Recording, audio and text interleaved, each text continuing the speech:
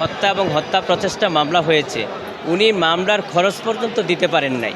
এবং মামলা পরিচালনার উনি অক্ষম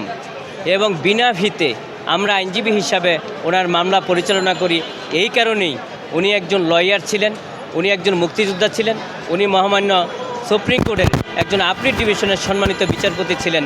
এবং আপনারা জানেন যে ওনার আমলেই উনি সবসময় স্বাধীনতার সপক্ষে কথা বলতেন, মুক্তিযুদ্ধের কথা বলতেন এবং বাংলাদেশে যতগুলো আলোচিত জাজমেন্ট হয়েছে এই শামসুদ্দিন চৌধুরী মানিকের হাত ধরে সেটা হয়েছে। সেই কারণেই আমরা বিনা ভিতে ওনার মামলা পরিচালনা করি এবং শামসুদ্দিন চৌধুরী মানিক নিজেও বলেছেন যে আমি মামলা পরিচালনা করার অক্ষম এবং আমার সক্ষমতা নাই, আইনজীবীদের আমি ফি দিতে পারছি না, সেইখানে আমি যদি দুর্নীতি করে থাকতাম তাহলে তো আমার অনেক অর্থ সম্পদ থাকতো। আরেকটা হচ্ছে উনি বলেছেন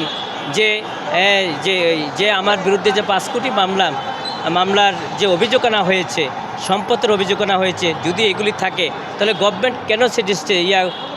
কেন সেটা রাষ্ট্রীয় কোষাগারে নেয় না এবং গভর্নমেন্ট কেন সেটা সিজ করে না। আরেকটা হচ্ছে উনি নিজেই বলেছেন যে উনি অর্থ সংকটের কারণে ওনার নিজের চেম্বারের যে বইগুলি ছিল এবং পুরা চেম্বারটাই উনি বিক্রি করে দিয়েছেন নীলক্ষেতের এক পার্টির কাছে এবং সেটা বিক্রি করে দিয়েছেন মামলা পরিচালনা করার জন্য। এই যদি একজন প্রাক্তন বিচারপতির অবস্থা হয়ে থাকে এবং তারপরও যদি আপনারা এই মামলায় ওনাকে মানি লন্ডারিং মামলা দেওয়া হয়, দুদকে মামলা দেওয়া হয়, তাহলে বুঝতে হবে যে এক উদ্দেশ্য প্রণোদিতভাবে ওনার সুনাম বিনষ্ট করার জন্য এবং হয়রানি করার জন্য